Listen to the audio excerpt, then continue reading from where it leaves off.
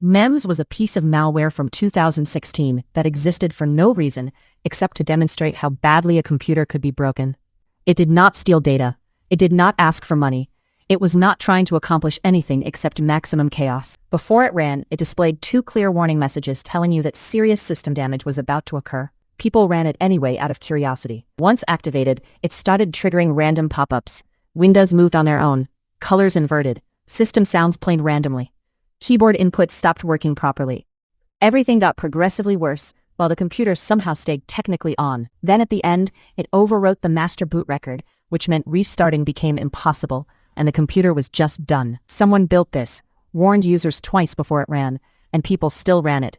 The malware community has never fully recovered from that information about human nature. Petya ransomware.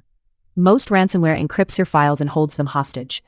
Petya, which appeared in 2017, decided that was not enough and went after the entire system instead.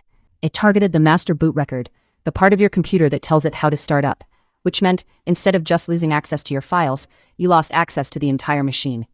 When you restarted, instead of booting normally, Petya displayed a fake disk check screen to buy time while it finished encrypting everything. Then a skull appeared, flashing red and white, and only after you pressed a key did it tell you that everything was encrypted and you needed to pay Bitcoin to get it back.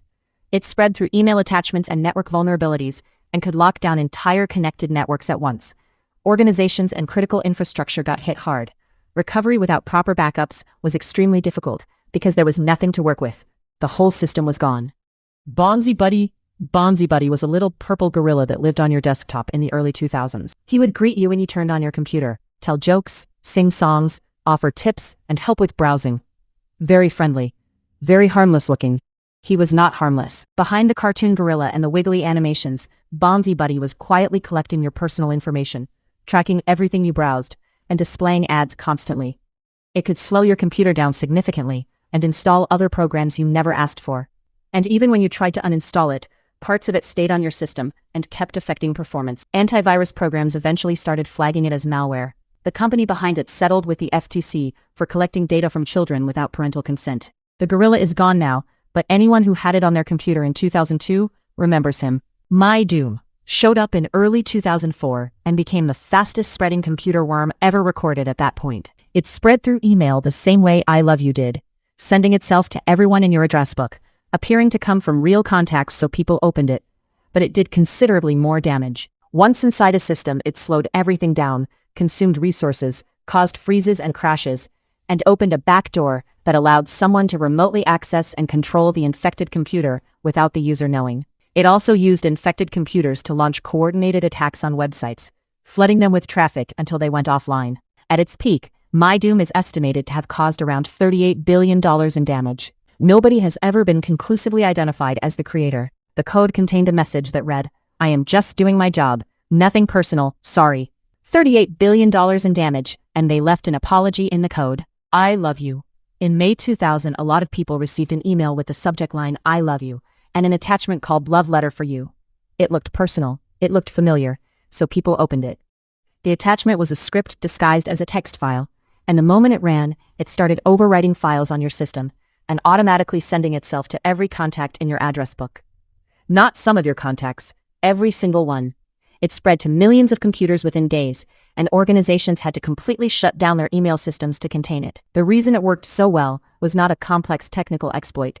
It was just that people trusted an email that said "I love you" from someone they knew. You are an idiot. This one is kind of funny in a horrible way. In the early 2000s, a piece of malware appeared that was so straightforward about what it was doing that it literally named itself "You are an idiot." Once you triggered it, usually by visiting the wrong website, it started opening pop-up windows, then more pop-up windows, then 6 more every time you closed one. Each window had flashing graphics, smiling faces, and the same message repeating over and over. You are an idiot. Your computer would slow down, crash, become completely unresponsive. And some versions reactivated on startup, so even restarting your computer didn't fix it.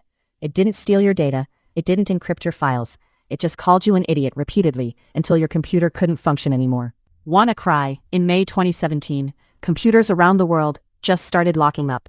No warning, screen goes black, files get encrypted, and a red message appears demanding Bitcoin payment with a countdown timer.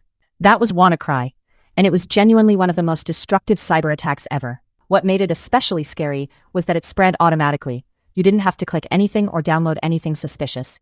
It just moved from computer to computer across networks by exploiting a vulnerability in outdated Windows systems. Hospitals had to shut down. Schools went offline. Government offices across 150 countries got hit.